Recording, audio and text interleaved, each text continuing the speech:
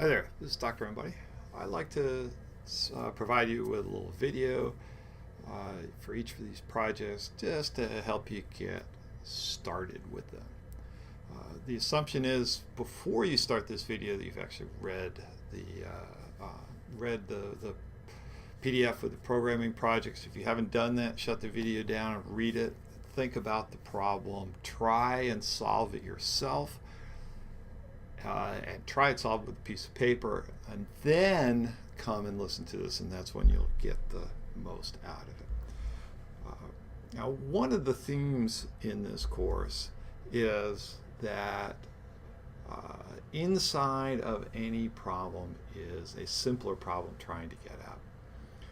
So what's going on here? We've got a number puzzle, and it's taking a 3-digit number, and then it works with the tens digit, the ones digit, and the hundreds digit. So what we're really about here is I want to take a 3-digit number like the number 357, and out of that I want to get the tens digit, that'd be the 5. I want to get the ones digit, that would be the 7, and I want to get the hundreds digit, which is the 3. So start with the number 357, extract the tens, extract the ones digit, and extract the hundreds digit. That's really what this project is about. Once you've done that, then it's a matter of doing a little subtraction and printing things out nicely. But we want to extract those out. How can I do that? Now, one of the things that we want you to do here is to use just the numbers. And let's take a look at this. How might we do this? Well, you can play around with a pencil and paper. A good thing on this project actually is to play around with it in the shell. And so let's take a look at what I mean by that. Let's go over to our shell here.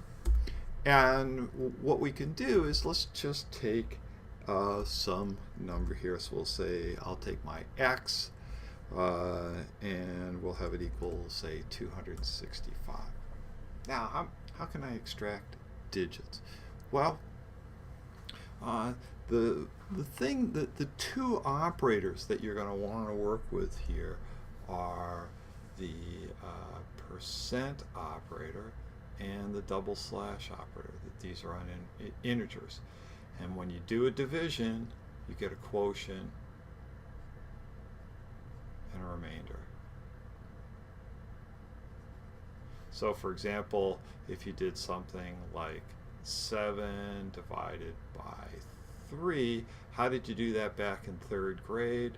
Well, you took a 7 and you divided it by 3, and you found it went in there 2 times. 2 times 3 is 6, subtract, and you get 2 with a remainder of 1. Well, that 2 is the quotient, and so that we get that in Python with 7 double slash of 3, and the remainder of 1 is the percent sign, and so 7% of 3. So that gives us the 1, and that gives us the 2. So you're going to want to play around with those, and the divisor that you're going to use here is instead of by 3, we're going to do everything by tens because we're dealing with base 10. So that's the basic idea. And how do I do it? Well, play around with it. And so, for example, I can take x% 100, and it gives me this, the 65.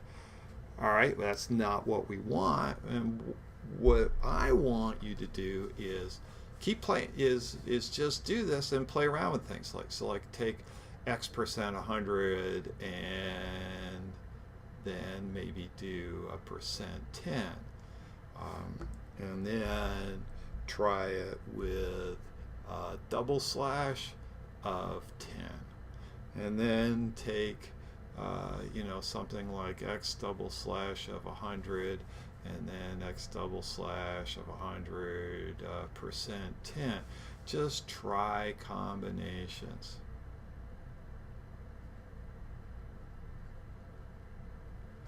keep trying combinations until you figure out a way to get a 2, get a 6, and get a 5. All right? And that's the core of this. Play around with the arithmetic tools that we have in Python until you can extract out the hundreds digits, the tens digit, and the ones digit. And once you've done that, that gives you a start. Then create a Python program. And what I did for a first pass on this is I created a program, and all this program would do is it would ask me for a number. So I'd enter like the 265, and it would print out the number 265, and then print the hundreds digit, the tens digit, and the units digit, just as a test. And let me show you what that looks like. Now I'm going to actually show you the program itself.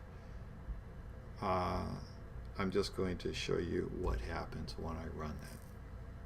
Okay, so it asked me for a 2-digit integer, and I put in 265, and what it does is it prints out the 265, but then it prints the individual digits, the 2, the 6, and the 5, just to see whether I can actually ask the user to enter a 3-digit number, and I can actually print out the individual digits. Once you get that working, what's the next part of this problem? Well, if we go back to the statement of the problem, what do I want to do? I want to find out my tens digit is 5 more than my ones digit. Well, what's that? That's finding a difference. So now if I have a 3-digit number, can I find out the difference between the digits? It's not very, once you have the digits, it's pretty easy to find that because that's just subtraction, right? So my next version of my program